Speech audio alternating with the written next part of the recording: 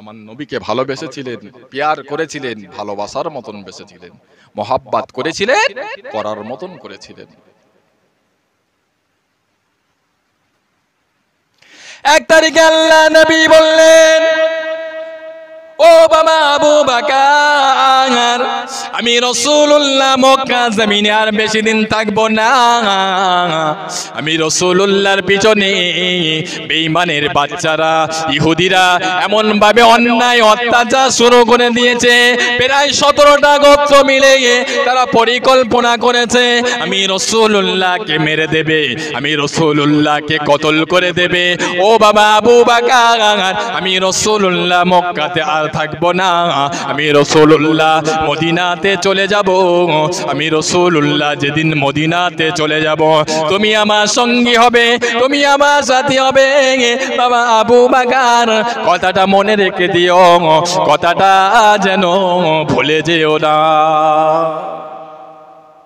বাবা আবু বকর, বেঈমানের বাচ্চারা, ইহুদিন বাচ্চারা,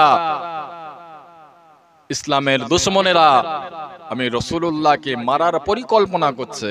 আমি রাসূলুল্লাহ মক্কাতে আর বেশি দিন থাকবো না বাবা, আমি রাসূলুল্লাহ মদিনা জমিনে চলে যাব। তবে বাবা আবু বকর, আমি রাসূলুল্লাহ যেদিন মক্কা থেকে মদিনাতে যাব, সেদিন আমার সঙ্গী কেউ হবে না। উমর হবে না, উসমান হবে না, আলী হবে না। বাবা আবু বকর, তুমি আমার একমাত্র সঙ্গী হবে। এই কথাটা বলার 6 মাস পরে আল্লাহর নবীর হিজরত। আল্লাহর নবীর দরবারে ফেরেশতা জিবরাইল আমিন আলাইহিস সালাম এসে হাজির হলেন। আল্লাহর নবীকে সালাম দিলেন। নবী আমার সালামের জবাব দিয়ে জিজ্ঞাসা করলেন, ইয়া আকি জিবরাইল, ও ভাই জিবরাইল, কি খবর? ফেরেশতা জিবরাইল আমিন আলাইহিস সালাম বললেন, ইয়া রাসূলুল্লাহ, ইয়া হাবিবাল্লাহ, আপনার ঘরের চতুর্দিকে ঘেরাও করে ফেলেছে, আপনাকে দেখলে তারা মেরে দেবে, আপনাকে কতল করবে। ইয়া রাসূলুল্লাহ, ইয়া হাবিবাল্লাহ, আপনি এখনই মক্কা থেকে মদিনার জমিনে হিজরত করেন। আল্লাহর নবী বললেন, ভাই জিবরাইল, আমি রাসূলুল্লাহ কি করে যাবে? তারা তো আমার ঘরের চতুর্দিকে ঘেরাও করে ফেলেছে, আমি রাসূলুল্লাহ বের হলে তারা আমাকে কতল করবে, আমি কি করে যাব? ফেরেশতা জিবরাইল আমিন আলাইহিস সালাম বললেন, ইয়া রাসূলুল্লাহ, ইয়া হাবিবাল্লাহ, আপনি এক মুষ্ট বালু নিন, ওই বালুতে আল্লাহর কালাম, ও যে আল্লাহ মিন বাইনা আইদিহিম সাদ্দাও ওয়া মিন খালফিহিম সাদ্দাও ফাআগসাইনাকুম ফাহুম লা ইবসিরুন। এই আয়াতে কারিমাটা পড়ে তাদের সামনে উড়িয়ে দিয়ে আপনি তাদের সামনে থেকে চলে যান, তারা আপনাকে আর কেউ দেখতে পাবে না।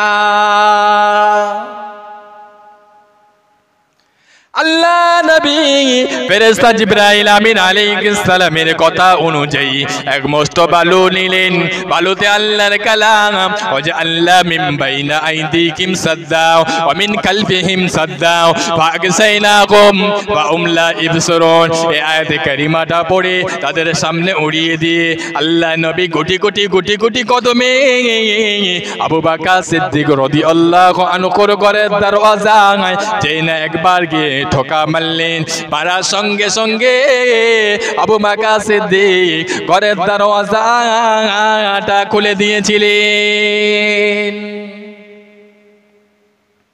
আল্লাহ নবী দেখলেন আবু বকর সিদ্দিক লাগেজ মাল ভর্তি করে মাথায় করে দাঁড়িয়ে আছে। আল্লাহ নবী বললেন, বাবা আবু বকর, তুমি তো রেডি হয়ে আছো, কোথাও যাবে নাকি? আবু বকর সিদ্দিক রাদিয়াল্লাহু আনহু বললেন, ইয়া রাসূলুল্লাহ, হাবিবাল্লাহ, আপনি হিজরত করবেন, আপনার অপেক্ষায় তো আমি দাঁড়িয়ে আছি। ইয়া রাসূলুল্লাহ, হাবিবাল্লাহ, আপনি কখন আসবেন এই না খেয়াল করে আমি সারা রাত এই 6টি মাস ঘরের দরওয়াজায় কানটা লাগিয়ে আমি আমার হাবিবের জন্য অপেক্ষা করছি। জোরে বলুন না সুবহানাল্লাহ। আল্লাহ নবী এতটা রাজি হয়ে গিয়েছিলেন, আল্লাহ নবী এতটা খুশি হয়ে গিয়েছিলেন, আল্লাহ নবী বললেন, ও আমার সাহাবীরা, আমার যত উম্মতি সকলের সারা জীবনের আমল দাড়ি পাল্লার এক পাশে যদি রাখা হয়, আমি রাসূলুল্লাহ জানিয়ে দিলাম আমার আবু বকর সিদ্দিকের এক রাতের আমল দাড়ি পাল্লার অপর পাশে যদি রাখা হয়, আমি রাসূলুল্লাহ জানিয়ে দিলাম আমার আবু বকর সিদ্দিকের এক রাতের আমলের পাল্লাটা ভারী হয়ে যাবে। কোন আবু বকর? যে আবু বকর সিদ্দিক আমার নবী পাকের ছোটবেলার সঙ্গে, যে আবু বকর সিদ্দিক আমার নবী পাকের মধ্য বয়সের সঙ্গে, যে আবু বকর সিদ্দিক আমার নবী পাকের গারেসুরের সঙ্গে, যে আবু বকর সিদ্দিক আমার নবী পাকের হিজরতের সঙ্গে, যে আবু বকর সিদ্দিক আমার রাসূলুল্লাহর মাজারের সঙ্গী। জোরে বলুন সুবহানাল্লাহ।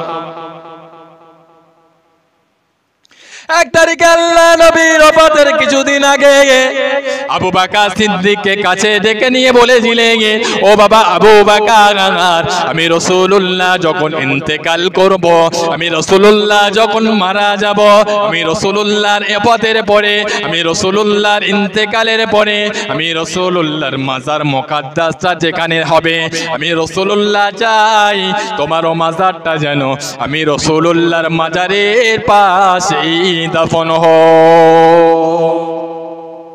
কারণ দুনিয়াতে তুমি আমার যেমন সঙ্গী আছো, সঙ্গী ছিলে, আমি রাসূলুল্লাহ চাই আমি রাসূলুল্লাহর ওফাতের পরে তুমি যেন আমার সঙ্গী হয়ে থাকো, আমার মাজারের পাশেই যেন তোমার দাফনটা হয়। আল্লাহ নবীর ওফাতের পরে, আল্লাহ নবীর ইন্তেকালের পরে হযরত আবু বকর সিদ্দিক রাদিয়াল্লাহু আনহু আল্লাহ নবী সাহাবীদেরকে ডাকলেন, ও আমার নবী পাকের সাহাবীরা, আমি আবু বকর তোমাদেরকে একটা নসিহত করতে চাই, তোমাদেরকে একটা কথা বলতে চাই। কারণ হলো আল্লাহ নবীর ওফাতের পরে, ইন্তেকালের পরে আমি আবু বকরের ওফাত হয়ে যাবে।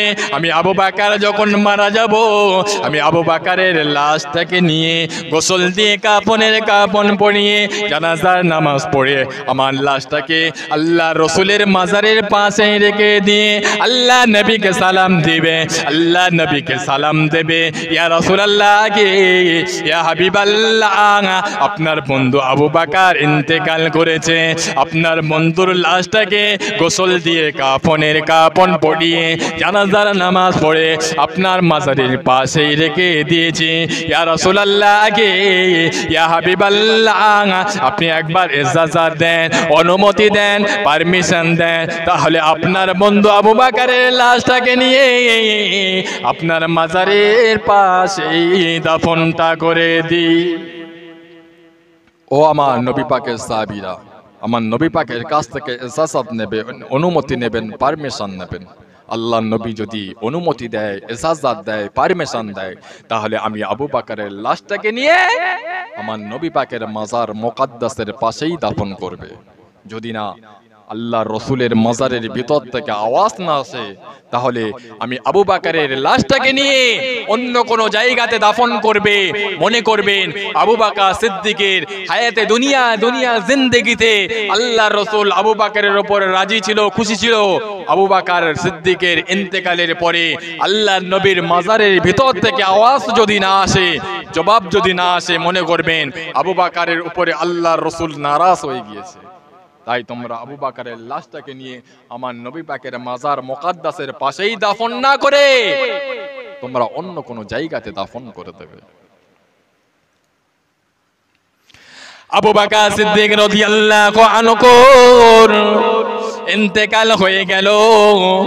ইন্তেকাল হওয়ার পরে আবু বকর সিদ্দিকের লাশটাকে নিয়ে গোসল দিয়ে কাফন পরিয়ে জানাজার নামাজ পড়ে আল্লাহ নবীর মাজারের পাশেই রেখে দিয়ে কয়েকজন সাহাবীরা আল্লাহ নবীকে সালাম দিলেন, আসসালামু আলাইকা ইয়া রাসূলুল্লাহ ইয়া হাবিবাল্লাহ, আপনার বন্ধু আবু বকর ইন্তেকাল করেছে, আপনার বন্ধু আবু বকর মারা গিয়েছে।